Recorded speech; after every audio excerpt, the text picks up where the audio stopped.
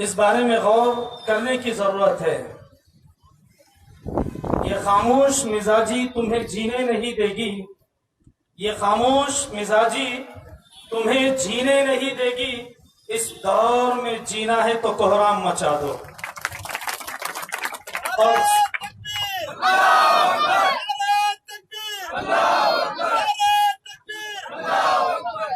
इस दौर में जीना है तो कोहराम मचा दो।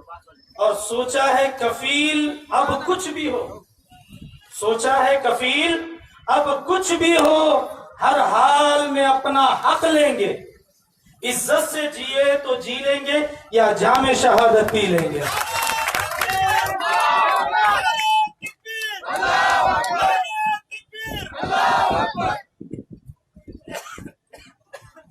हमारी तारीख गवाह है इस बात की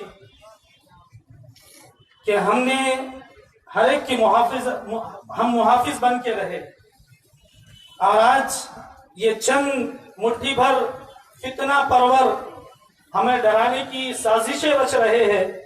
यही वजह है कि आज कभी तबरेज के नाम पर, कभी नजीब के नाम पर, कभी अखलाक के नाम पर मर्डर किया जाता है और वीडियो बनाकर पूरी दुनिया में, पूरे इंडिया में सोशल मीडिया पर अपलोड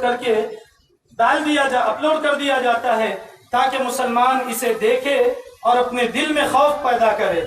मैं आपको खुले अल्फाज में कहूं कि ये बजरंग दल और आरएसएस की साजिश है। वक्त की किल्लत है, वरना मैं आपको तफसीली गुफ्तगू में बताता कि किस तरह से ये साजिशें रच रहे हैं और किस तरह से प्लानिंग कर रहे हैं। इनकी एक प्लानिंग का जो बंदा शिकार हुआ था वो उसके चंगुल से कैसे बचकर निकला, मैंने उसकी पूरी रुदात पढ़ी। पूरे ऑटो वाले और अक्सर टैक्सी वालों को इन्होंने खरीद लिया है और वो टैक्सी वाले, ऑटो वाले वीडियो बनाते हैं, बाद में गाय का गोश्त, गाय की मुंडी कुछ भी लाकर वहां रख देते हैं और गौ हत्या का केस उस पर फाइल कर दिया जाता है। ये बहुत सारी उनकी प्लानिंग है, बहुत सारी साजिश है। हर तरह से ये सिर्फ मुसलमानों को डराने और मुसलमानों के दिलों में खौफ पैदा करने की कोशिशें की जा रही है। लेकिन मुसलमानों, तुम्हें अपनी तारीख याद रखने की जरूरत है, तुम्हें किसी से डरने और घबराने की जरूरत नहीं है।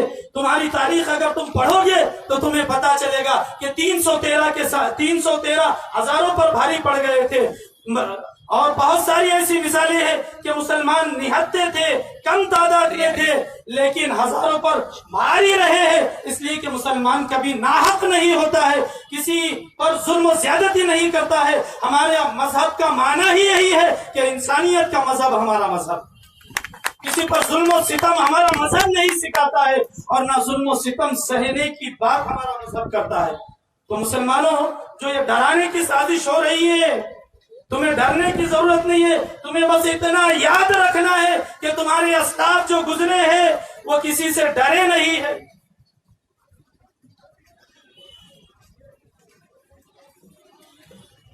तुम्हें किसी से डरने की जरूरत नहीं है। बस इतना ख्याल रखना है कि जब भी तारीख इस बात की गवाह है कि एक मुसलमान को अगर तकलीफ दी गई तो पूरे दुनिया, हदीस मुबारका में आया है कि पूरी इंसानियत, पूरे मुसलमान एक दूसरे के भाई है, एक दूसरे के जुज है। इसलिए अगर किसी मुसलमान को तकलीफ पहुंचती है तो दूसरे मुसलमान को उसका दर्द होना चाहिए। इस दर्द को हमने जब से भुला दिया है, इस रिश्ते को हमने भुला दिया है, आज दुनिया हमें जिल्लत और रुसवाई की चक्की में पीस रही है। मुसलमानों, हमें घबराने की जरूरत नहीं है, डरने की जरूरत नहीं है। बस इस बात पर कायम रहो कि हम जिस मजहब को मानते हैं वो मजहब हक है, हम जिस अल्लाह को मानते हैं वो अल्लाह हक है और अल्लाह हमेशा हमारी मदद फरमाएगा अगर तुम हक का साथ दोगे।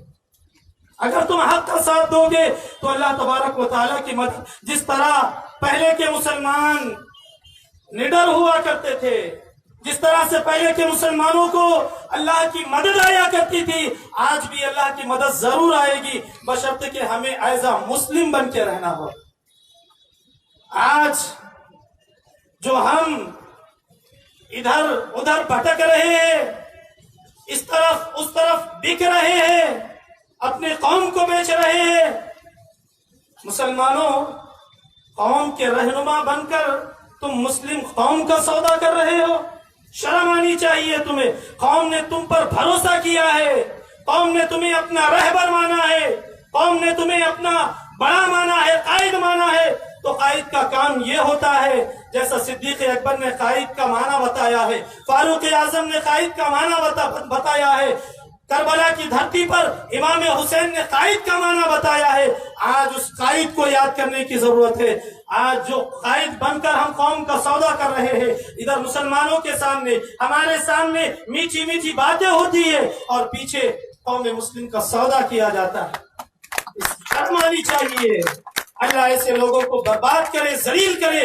प्यारे आका अलैहिस्सलातु वस्सलाम के दीवारों, तो आज तारीख हमें ये याद रखनी है कि ना उस वक्त करबला की धरती पर मुसलमान डरा था, उस वक्त भी कानून इस्लाम को छेड़ने की कोशिश की गई, उस वक्त भी कानून मुस्तफा शरीयत के कानून में तब्दीली लाने, जब जब दुनिया की तारीख मौजूद है कि जब जब दीन के कानून में तब्दीली लाने की कोशिश की गई, सिद्दीक अकबर में ज़कात के कानून को छेड़ा गया तो सिद्दीक अकबर ने ऐलान जंग फरमाया कि जान तो मुसलमान दे सकता है लेकिन मुस्तफा के कानून में कोई तब्दीली नहीं आ सकती।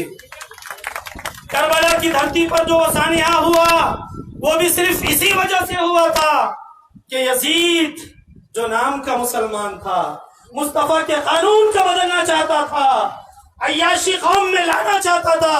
नवाज़े रसूल इमाम हुसैन ने यह बता दिया कि जब तक ईमानी हालात हमारी रगों में जिंदा है, मुस्तफा के कानून में हम तब्दीली हरगिज़ नहीं ला सकते। और आज जो भी हुकूमत है, जो भी हुकूमत के कारिंदे हैं, अगर ये कानून मुस्तफा में शरीयत में छेड़छाड़ की बात करेंगे और कानून को बदलने की कोशिश करेंगे तो ना उस वक्त तो मुसलमान खामोश बैठा था, ना आज का मुसलमान कभी खामोश बैठेगा।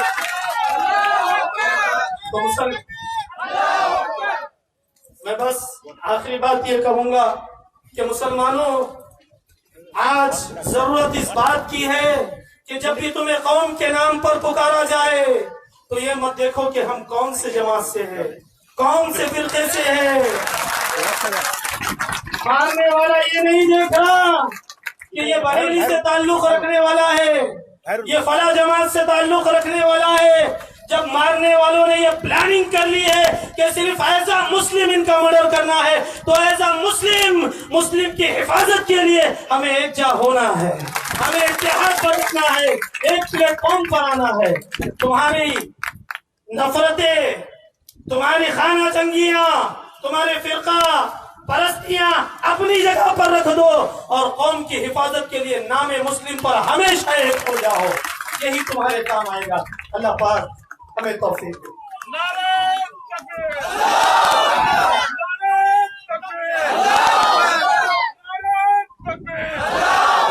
आज दरवेश भाई के लिए और देश में जितने भी मॉब लिंचिंग के घटनाएं घटित हुई है, इसके विरोध में आज बहुजन क्रांति मोर्चा की ओर से देश के 550 जिलों में 31 राज्यों में यह धरना प्रदर्शन किया जा रहा है। और इस धरना प्रदर्शन के माध्यम से हमने इस देश के जालिम को बताया है कि आज जो मजलूम लोग हैं, SC, ST, OBC और माइनॉरिटी के लोग हैं, वो आज एक हो गए हैं और आने वाली तारीख में और आने वाले समय में हम तुम्हें सबक सिखा के रहेंगे। ये आज का उदाहरण है कि परवरी जिला में जो हम आंदोलन कर रहे हैं। साथियों, इस देश में केवल मुसलमानों पर ही अन्याय अत्याचार नहीं हो रहा है। मैं जिस समाज से आता हूँ, मैं जिस तबके से आता हूँ, उस मातंग समाज में 1 महीना पहले ही एक 8 साल के बच्चे को वो मंदिर में गया था, तो मंदिर में जाने की वजह से वो मंदिर अपवित्र हो गया। इस कारण से उस 8 साल के बच्चे को जो गर्म फर्ची हुई, तो जो 48 डिग्री में जो गर्म फर्ची थी, उस फर्ची पर बिठाया गया। इतना अन्याय 8 साल के लड़के के ऊपर किया गया। हम आने वाले समय में इन जालिमों को बताना चाहते हैं कि तुम जितना हमारे ऊपर जुल्म करोगे, हम उतनी बड़ी तादाद में एक होते जाएंगे और इस देश में एक दिन हम क्रांति लाकर दिखाएंगे कि ये SC, ST, OBC माइनॉरिटी के लोग हैं, अब इकट्ठा हो रहे। मैं जब उस गांव में गया, उस बच्चे की जब मैंने जांच पड़ताल की, जैसी खरात सर ने दरवेश भाई के जो चचा है उनसे बातचीत करके जो हमें पूरी असलियत यहाँ पे बताई, उस मोबाइल के जरिए हमने सुनी, वैसे ही मैं उस गांव में गया था। तो उस बच्चे ने, 8 साल के बच्चे ने मुझे कहा कि सर मैं वहाँ पे जब मंदिर में गया था तो वहाँ पर वो अकेला ही नहीं था और ही बहुत सारे दरिंदे वहाँ पे थे जिन्होंने मेरे कपड़े उतारे, मेरे हाथ पांव बांधे और हाथ पांव बांधने के बाद उस फर्जी पर मुझे डायरेक्ट नहीं बल्कि उस फर्जी के ऊपर पहले एसिड डाला गया और वो एसिड डालने के बाद मुझे वहां पर बिठाया गया। इतनी दर्दनाक कहानी उस 8 साल के बच्चे की सुन के मैं आया तो मुझे ऐसा लगा कि इस देश में केवल मुसलमान ही इस मॉब लिंचिंग के और जातिवाद के शिकार नहीं हो रहे हैं। इस देश में सारे बहुजन समाज जो मूल निवासी इस मिट्टी के लोग हैं उनके ऊपर यह अन्याय अत्याचार हो रहा है। तो आने वाले समय में हम सारे लोग इकट्ठा होकर इस देश में एक क्रांति लाएंगे और ये जो जालिम लोग हैं जो हमारे ऊपर अन्याय अत्याचार कर रहे हैं उनको हम सबक सिखाएंगे। इसलिए आने वाले समय में भी बहुजन क्रांति मोर्चा, राष्ट्रीय मुस्लिम मोर्चा के माध्यम से हम देश भर में इस मजलूमों का इत्तेहाद कर रहे हैं और मैं आपसे अपेक्षा यही करता हूं कि आने वाले समय में भी हम लोग सारे इकट्ठा होकर इस अन्याय के खिलाफ आंदोलन करेंगे। यही बात मैं अपने यहाँ पर रखता हूँ। आपने मुझे बोलने का यहाँ पे मौका दिया इसके लिए आपका आभार, धन्यवाद। साहब, इसके बाद मैं कमीसा मोहम्मद जुनैद साहब से ये विनती करता हूँ कि आप इस मंच पे अपने विचार रखें और ये मौसम को देखते हुए आप थोड़ा सा वक्त दीजिए।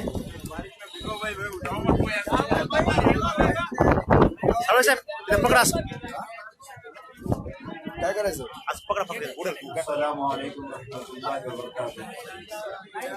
अभी माशाल्लाह बहुत सी यहाँ पे बातें आई हैं।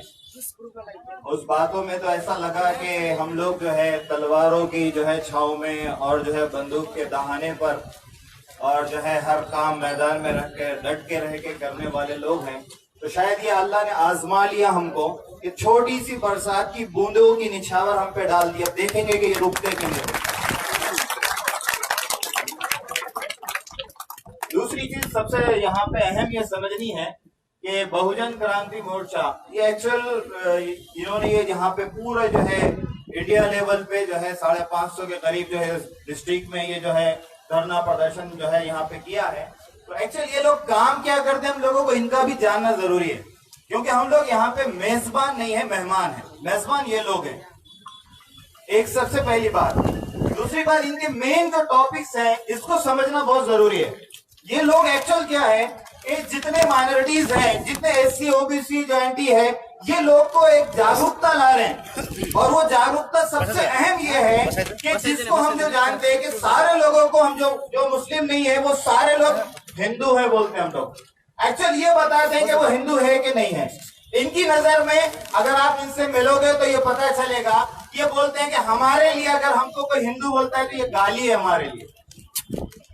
एक्चुअली हम लोग को समझना होगा। सब बांबू पकड़ लो, बांबू बस बस आपल्या कार्यकर्त्यांनी सगळ्यांनी बांबू धरावे।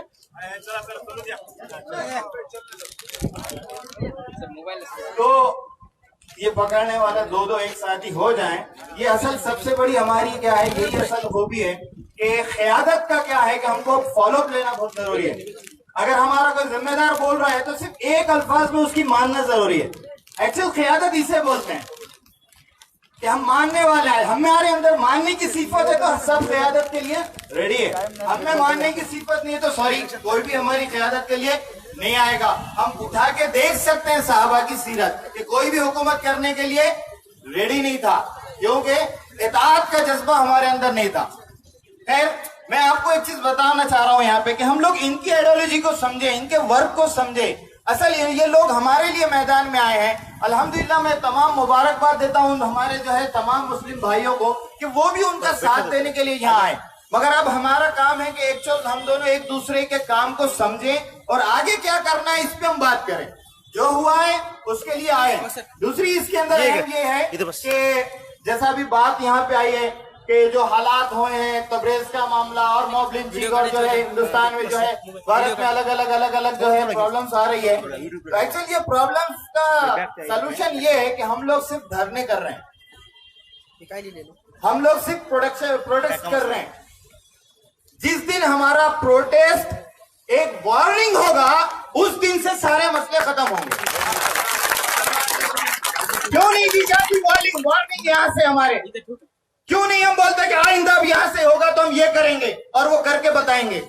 क्यों नहीं हम लोग जो है उसकी बात करते हैं?